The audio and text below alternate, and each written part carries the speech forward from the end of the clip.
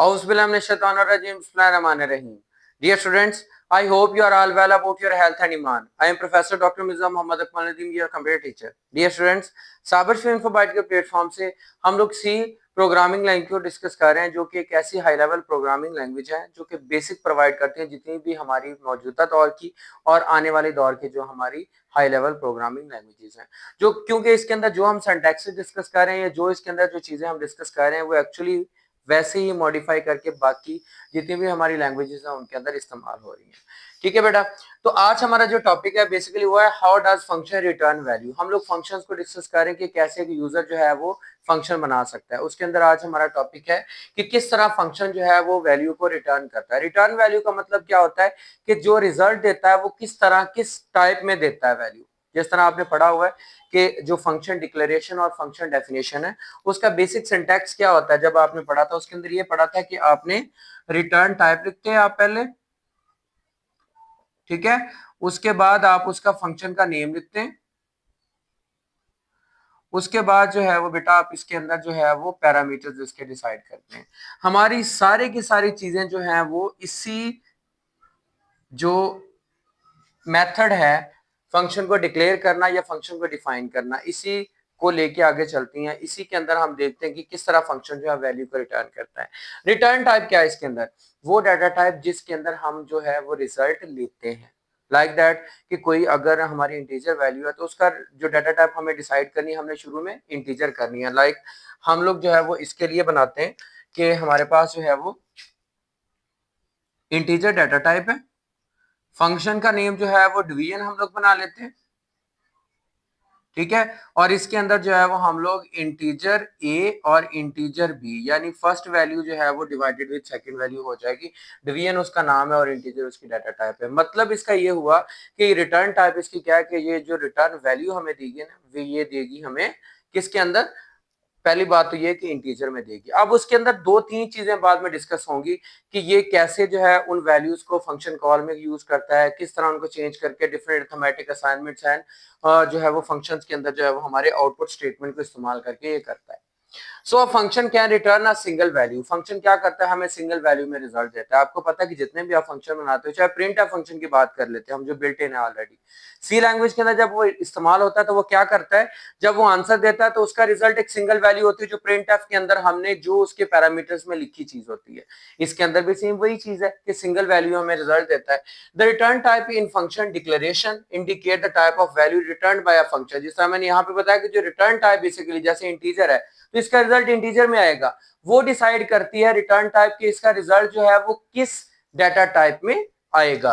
And like that integer int is used to return the return type if the function returns the integer value. Same as if function return the no value, अगर वो कोई भी value नहीं देगा तो उसके लिए keyword void use किया जाएगा। इज यूज्ड, जैसे कि आपको पता है कि आप मेन फंक्शन जब इस्तेमाल करते हैं, पिछले चैप्टर्स के अंदर आपने ये चीज पढ़ी हुई है कि उसमें जो है वो void का मतलब है कि इसके अंदर नो आउटपुट ना, वो उसके अंदर कोई हमें रिजल्ट नहीं देता। तो उसके लिए या तो हम लोग एम्प्टी ब्रैकेट्स का इस्तेमाल करते हैं जब फंक्शन डिक्लेयर करते हैं या फिर फंक्शन को कॉल ऑन करते हैं, या फिर हम लोग जो है वो उसके अंदर void का वर्ड जो है पैरेंथेसिस के अंदर यूज करते हैं। That is used if the function the keyword return is used to return the value back to the calling function. सिर्फ इसके अंदर एक रिटर्न का वर्ड इस्तेमाल होता है जो कि हमें वैल्यू को मतलब के रिटर्न फॉर्म के अंदर रिजल्ट देता है। लाइक रिटर्न ए, रिटर्न बी, रिटर्न सी, यानी जो उसका वेरिएबल का नाम होगा उसको हम रिटर्न के साथ अटैच कर देंगे। रिटर्न का कीवर्ड उसकी वैल्यू को जाहिर करेगा कि आंसर हमसे मांग रहा है। ठीक है बेटा, इसका सिंटैक्स क्या है? जैसे लिखा हुआ है रिटर्न का वर्ड, उसके बाद आपने एक्सप्रेशन वो लिख देना है जिसको आप जाहिर करना चाह रहे हो, जिसकी वैल्यू जो है वो आप लेना चाह रहे हो। जी बेटा, उसके बाद हमारे पास है कि the calling function can use to the return value in an assignment statement.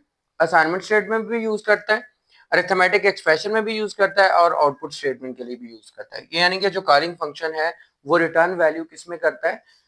Assignment में भी, अरिथमेटिक्स में भी और आउटपुट में भी। जिसको एग्जाम्पलीफाई करने के लिए हमारे पास ये हमने फंक्शन को डिक्लेयर और डिफाइन किया हुआ है। उसके अंदर आपने लास्ट वीडियो के अंदर जिस तरह फॉर्मूला एक्चुअल पैरामीटर्स पढ़े थे, इन्हीं को चेंज ओवर करके हम फंक्शन को कॉल करते हैं और फिर इसके अंदर देखते हैं कि रिटर्न टाइप जो है वो कैसे चेंज होती है। लाइक दैट हमारे पास ये प्रोग्राम है जिसके अंदर इंटीजर डाटा टाइप क्यूब उसका नाम है और INT हमने लिखा हुआ है कि ये सिंगल वैल्यू हमें रिजल्ट में देगा। वाइड मेन हमने मेन फंक्शन इस्तेमाल किया, नीचे हमारे पास इंटीजर n और c दो हमारे पास जो है वो इसके वेरिएबल्स हैं। हमने प्रिंट ऑफ इंटर नंबर, ठीक है, स्कैन किया उस नंबर को एंड देन यहां पे देखें c is equal two cube of n। अब यहां पे देखें हमने इक्वल टू ऑपरेटर इस्तेमाल किया और इक्वल टू आपको पता है कि इक्वल टू आपका जो ऑपरेटर होता है इसको हम लोग असाइनमेंट ऑपरेटर कहते हैं। वैल्यू को असाइन यानी x इक्वल टू 2 जो है जिस तरह मैथ के अंदर आप इस्तेमाल करते हैं, b is equal to 3 and so on. इसी तरह एक्सप्रेशन भी बना सकते हैं। यहाँ पे सिंगल वैल्यू थी इस वजह से c is equal two cube of n print of the cube of module d। यहाँ पे डिक्लेरेशन में इंटीजर क्यूब इंटीजर नंबर, ठीक है, and then return the number multiply with number multiply with number. देखिए रिटर्न का हमने word use किया और हम इसको कह रहे हैं कि हमें क्या करके दे, वैल्यू रिटर्न करके दे, number multiply with number multiply with number. इसका जो आंसर आएगा ना वो सिंगल नंबर में आएगा यानी n क्यूब में आएगा। हमने नंबर डिसाइड किया तो नंबर का क्यूब आ जाएगा। इसकी जगह पे अगर हम कॉलन फंक्शन यूज करेंगे यानी कि उसकी वैल्यू यूज करेंगे तो वो क्या करेगा, उसकी यहाँ पे वैल्यू दिखा देगा। उसके बाद बेटा हमारा next arithmetic expression. Arithmetic expression आपको पता है कि इसके अंदर यूज जो होते हैं वो हमारे होते हैं प्लस माइनस मल्टीप्लाई और उसके बाद जो है वो डिवाइड। ये हमारे पास ऐसे ऑपरेटर्स हैं जिनको हम लोग इस्तेमाल करके क्या करते हैं कि हम अरिथमेटिक्स इसके अंदर प्रोसीजर्स करते हैं। इसी फंक्शंस के अंदर देखते हैं कि हम लोग कैसे जो है अरिथमेटिक एक्सप्रेशंस बनाते हैं। इसको एक्सप्लेन करने के लिए बेटा इसी फंक्शन के अंदर मैंने जस्ट ओनली एलेबोरेशन क्या की हमारे पास कि यानी c इज इक्वल टू, मैं जरा इसको एलेबोरेट करने के लिए कलर चेंज करता हूं ताकि आपको ये पता रहे। c इज इक्वल टू बेटा हमने क्या इसके अंदर इस्तेमाल कर लिया 5 मल्टीप्लाइड विद, ठीक है, वो हमारे पास जो हमने अभी फार्मूला पढ़ा था like the cube of n। यही कॉलिंग फंक्शन था। कॉलिंग फंक्शन अरिथमेटिक जो हमारे पास ऑपरेटर है उसके साथ मल्टीप्लाई हो गया, इस तरह जो है वो अरिथमेटिक एक्सप्रेशन के तौर पे जो है वो हमें वैल्यू रिटर्न करेगा। यानी इससे मल्टीप्लाई होकर जो वैल्यू होगी वो, यानी अगर ये 6 होगा क्यूब ऑफ n, अगर हमारे पास 8 आता है तो 8 5 40 उसका आंसर। सिंगल वैल्यू उसने रिटर्न टाइप करनी है ना। तो फिर उसके बाद बेटा हमारे पास आउटपुट स्टेटमेंट आ जाती है। आउटपुट स्टेटमेंट के अंदर क्या होता है कि रिटर्न वैल्यू कहां पे जाए, आउटपुट फंक्शन के अंदर जाए। अब इसके अंदर अगर हम इसको खत्म कर दें, ठीक है, तो हमारे पास आउटपुट फंक्शन कौन सा आता है, हमारे पास है प्रिंट एफ जो कि आउटपुट फंक्शन है जिसके अंदर हमारा लिखा हुआ है प्रिंट एफ और उसके बाद cube of module is D is. यहाँ पे सी की जगह पे हम लोग जो है वो चेंज कर देते हैं। क्या चीज चेंज करते हैं, यहाँ पे हम लिख देते हैं क्यूब ऑफ एन।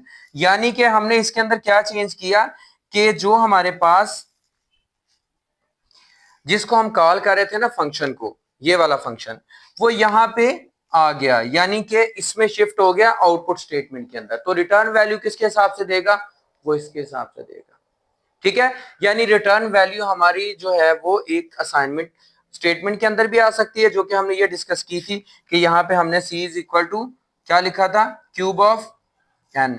अब ये असाइनमेंट है। इसी तरह हमने लिखा c is equal to 5 multiply by cube of n, मतलब के अरिथमेटिक ऑपरेटर्स अरिथमेटिक एक्सप्रेशन की सूरत में हमें रिजल्ट देगा। और सेम है तो उसके बाद हमने प्रिंट एफ को यूज किया जिसमें हमें ये प्रिंट एफ के अंदर यानी कि आउटपुट स्टेटमेंट के अंदर जो है वो रिजल्ट दे रहा है या उसकी रिटर्न टाइप दे रहा है। अब एक प्रोग्राम के थ्रू हम लोग जो है वो इसको बकायदा एलेबोरेट करते हैं किस तरह जो है वो हमें ये वर्क करते हैं। तो बेटा इसके अंदर हम जो प्रोग्राम डिस्कस करने हैं उसमें क्या है कि enter the two numbers in the main function, ठीक है, and then return the value according to that. यानी असाइनमेंट स्टेटमेंट के थ्रू किस तरह वो वैल्यू रिटर्न करेगा हम इसको डिस्कस करेंगे। आपको पता है कि हम एड्रेस सेक्शन सबसे पहले ऐड करते होते हैं इसके अंदर, ठीक है, stdio.h इसके अंदर हमने फाइल हेडर ऐड की, उसके बाद कोनियो भी ऐड कर देते हैं, इंक्लूड कोनियो डॉट एच। ये ऐड करने के बाद बेटा हम लोग इसके अंदर क्या करेंगे, हम लोग इंट और मेन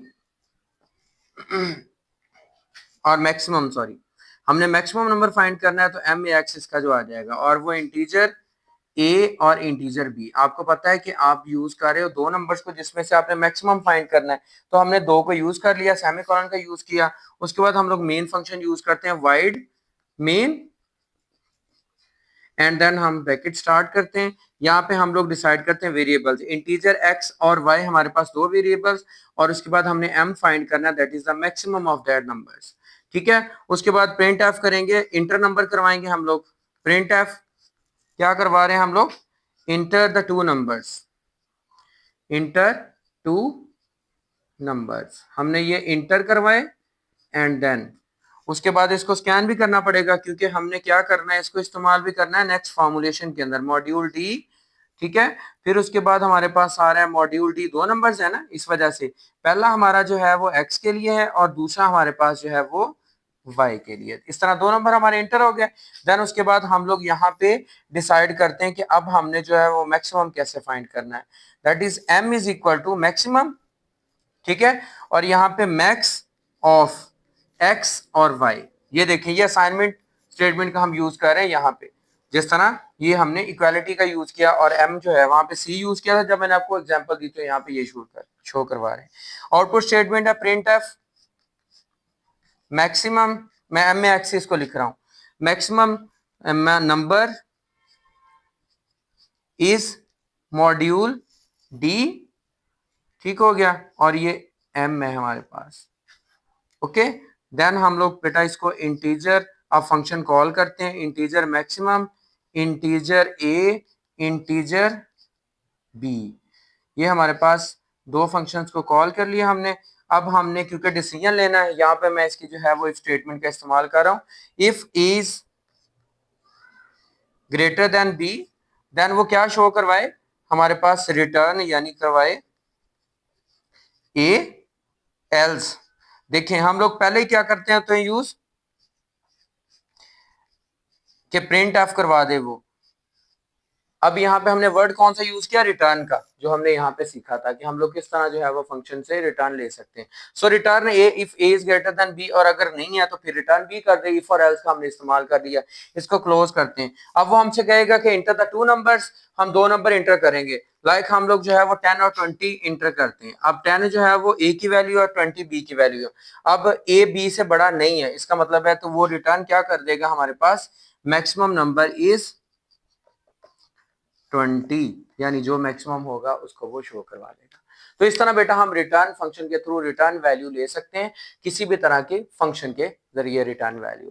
तो उम्मीद करता हूं बेटा इस टॉपिक की आपको अच्छी तरह से समझ आ चुकी होगी। फिर भी इसमें अगर कंफ्यूजन हो, कोई मसला हो तो लाजमी तौर पे कमेंट बॉक्स में बताएं, फीडबैक दें, और अगर वीडियो पसंद आए तो इसको लाजमी तौर पे लाइक करें और चैनल को सब्सक्राइब कर लें, और अपने दोस्तों के साथ भी इस चैनल को लाजमी तौर पे शेयर करें ताकि वो भी इससे ज्यादा फायदा हासिल कर सकें।